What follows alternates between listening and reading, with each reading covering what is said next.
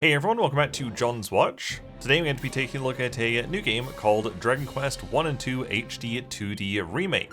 This was released on October 30th, 2025. Its regular price is $80 Canadian, or your regional equivalent, and it's developed by Square Enix and Erdrick, and published by Square Enix. And I just want to say thank you very much to Square Enix for sending me a review code for this game. As the title suggests, this is a remake of Dragon Quest 1 and 2, done in the HD-2D art style that was popularized by Octopath Traveler and Live Alive. This is an art style that I absolutely adore, and around this time last year, there was an HD-2D remake of Dragon Quest 3, which I also reviewed and played all the way through. So it was really only natural that I had to cover this one because I really enjoyed Dragon Quest 3, loved the art style, loved these retro JRPGs that are being given modern quality of life features, which this game definitely does, and we'll get into those. Just like my video for Dragon Quest 3, I recorded all the footage you're seeing in this video on my Steam Deck. In fact, the first bit of footage, I think it was about the first 45-50 minutes, was recorded on an airplane, so that's kind of fun. That was the first time I'd booted up the game, and I pressed play, and I was horrified to be greeted with a message saying that this game needs you to go online the very first time you play, and I was like, no, why didn't I just start it up before I left home? But there was free Wi-Fi on my flight, and I was able to connect to the Wi-Fi and log in with the Steam browser. All worked fine, and yeah, I was able to play about 45 minutes on the plane, and then the rest was all played while I was on vacation. So at the time of recording this video, I have played 12.3 hours.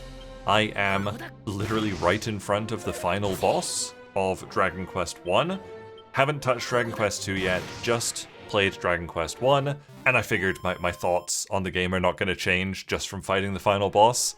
I don't think it's going to take me too long, you know, I'll probably be done it in like 20 minutes, just didn't have time to do it last night. So really the long and the short of it is, if you liked Dragon Quest 3, the remake from last year, you'll enjoy this one. So far, like I said, I've only played Dragon Quest 1. Dragon Quest 3 is a much more fuller game. It's more full-fledged, it's bigger, it's longer. Like, my total playtime for Dragon Quest 3 was 23.7 hours, and that definitely had some post-game stuff that I was doing, but, you know, right now, 12 hours, and I'm just about done Dragon Quest 1. So it's shorter, that's not too surprising.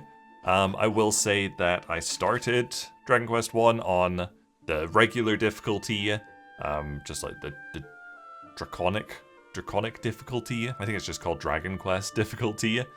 And this game's hard. This game is, you know, it's from an NES game from the 1980s. That was the original version. And those games were super hard because they really were quite short, but they were made longer by their difficulty. And obviously on the NES versions, you only had so much you could do to make it easier. And so much you could do was pretty much just grinding if you wanted. That's also an option in the remakes, of course, but there are difficulty options. Like I said, I started on the medium difficulty, was fine for the first couple of hours, but you very quickly just start getting your ass handed to you by even just regular enemies, and eventually I just dropped it down to the easiest difficulty because I didn't want to grind. I don't like grinding in JRPGs, which is kind of inherent in a lot of them, I guess, but most of the modern ones give you ways around it. For example, the Final Fantasy Pixel remakes, which I think I talked about when I talked about Dragon Quest 3, they give you the option of changing your rate of experience gain and money gain. You can put it at 1 times, you can put it at 0.5 times if you're a masochist, I guess. I'm not sure why you do that. You can put it at 2 times, or you can put it at 4 times. So you can basically grind without having to do the actual grinding, which is a feature I absolutely love in the Final Fantasy games. But like I said, there is the option to lower the difficulty, where I think on the easiest difficulty, you take a little bit less damage, but you'll still take a lot of damage, and you do a little bit more damage, but the key thing is that you can never drop below 1 HP, which, yeah, I mean, feels a little bit cheaty, but I had a lot of fun with it. If you didn't watch my video on Dragon Quest III from last year, you're probably wondering, why the heck did they put out a remake for Dragon Quest III and then Dragon Quest 1 and 2 a year later? It's because Dragon Quest III is a prequel to 1 and 2, and the events of Dragon Quest III are referenced continuously in Dragon Quest 1 at the very least. Like I said, I haven't played 2 yet, but I assume they will still be referring to the legend of Erdrick. So yes, in Dragon Quest III you play as Erdrick, or whatever you name your character, and in Dragon Quest 1 you play as a descendant of Erdrick. So that's why they released 3 first, and you could probably play this without playing 3, but you do get a bit more from having played 3 for sure. Like I said, pretty much every character in the game, even just minor NPCs, will tell you how much they love Erdrick and how impressed they were by Erdrick's feats years ago. And yeah, if you don't know what happened in Dragon Quest III, you'll probably be like, I wonder what that guy was up to. Something I really wish you could do was change Erdrick's name in Dragon Quest 1. Like, yes, I played all of Dragon Quest III. I didn't call myself Erdrick, I think I just called myself John. So it would be really nice if, instead of everybody referring to Erdrick, they referred to my character from Dragon Quest III. That would have been nice if it was an option like right at the start of the game, like, have you played Dragon Quest III? Yes, no, yes. What did you name your character? Here it is, and then it just changes Erdrick to that. That would have been cool. It's not there. In Dragon Quest III, you played as Erdrick, and you pretty much instantly put together a party of, they were kind of mercenaries, you like hired them from like a fighter's guild, kind of. And it was you and your party, and you would go up against anywhere between like 1 and like 7 monsters at a time. In Dragon Quest 1, at least, you just play by yourself. So I recorded the first probably like 3 hours of the game or something like that, and because I was on vacation, I wasn't able to download the footage, like upload the footage and download it to my computer, so I was a little bit mindful of space, like recording hardware space. So I was like, okay, I'll just, you know, I'll do the first 3 hours, then I'll stop recording, and I'll start recording if something happens, or when I get my party together, because I'm just playing by myself. And as I approached like the 10-hour mark, I was like, I feel like I'm not going to get a party. I feel like it's just me in this game. And yes, it is. So that was interesting, because in Dragon Quest III, you could have like a dedicated healer, and you're not missing out on damaging the enemies, really. In Dragon Quest 1, it's a lot harder, because you've just got your one character with his one turn. If you spend a turn healing, that's a turn you're not damaging enemies, and it's probably a turn you're just taking all that damage back again. Which was another reason I put it on the lowest difficulty, because it really did feel just very unmanageable trying to out-heal all the damage and just taking it all back right away pretty much. I will say the game probably doesn't look amazing from this video, because it was all recorded on my Steam Deck, so not the highest graphics settings, and also the Steam Deck recording is really iffy. I mentioned in a somewhat recent video for a game called Off that I played that whole thing on my Steam Deck, and none of the recording worked. It would, you know, start recording, and like 2 seconds into the recording, it would just freeze. And that would be the recording, and it would just be useless. And I did 4 separate recordings for Dragon Quest 1, and 3 of them worked just fine, which was great. Only one of them froze. I have no idea why sometimes the recording works and sometimes it doesn't. But yes, the Steam Deck recording isn't the best. Sometimes you'll see it go like super fuzzy and pixely. That's not the game, that's just the Steam Deck recording. It runs amazingly on Steam Deck. It can theoretically run on the highest graphics settings and still maintain 60 FPS no problem. I started on the highest graphics settings, but I was flicking between high and medium, and I was opening the performance overlay and watching the estimated battery time, and you got something like an extra 15-20% battery life just from going from high graphic settings to medium graphic settings.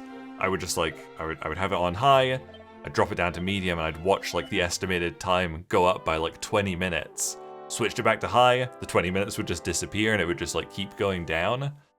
Not the end of the world, because there is a decent difference between high, medium, and low. Low gets super low poly and actually looks quite stylized. It's kind of cool. There's no bad graphic settings on this. But I did notice that the Steam Deck felt very hot when it was on high graphic settings, and still warm for sure on medium, but manageable. So just for the sake of my little Steam Deck, I put it on medium settings, made sure I could record, made sure it wasn't going to blow up in my hands, and made sure that I had enough battery. Because I think if you put it on high, you're probably only getting about just over 2 hours of battery life. So yeah, medium was the sweet spot for me, especially as, when I started playing it, I was on the plane, didn't want it to die too quickly then. As I mentioned earlier, there are some really good quality of life features in this game. Because this was an NES game from the 1980s, it was super obscure, didn't hold your hand, didn't tell you where to go, what to do, or anything like that. If you like that sort of thing, you do have the option of playing this game like that. There's been new cutscenes and dialogue added to this game to flesh out the story a little bit, make it a little bit more intuitive for what you have to do next. But if you don't want to be shown what to do next, you can just have all these quality of life features off. I liked knowing where to go next, like when I'm playing the Final Fantasy Pixel remasters, I've got a walkthrough open on my tablet next to me because these games are very difficult and don't hold your hand and don't really tell you where to go. Luckily, you don't need it with this game. You have the option of being given your next objective, just like a modern game. It'll tell you oh, go to this place kind of thing, or go find this person. And you also have the option of your destination, your target location being shown on your map. Both features I love. I absolutely wanted those on for sure. Just want to go back to the combat very briefly because there is something pretty unique in Dragon Quest 1 that was not in Dragon Quest 3. It's the option of doing these super powered skills.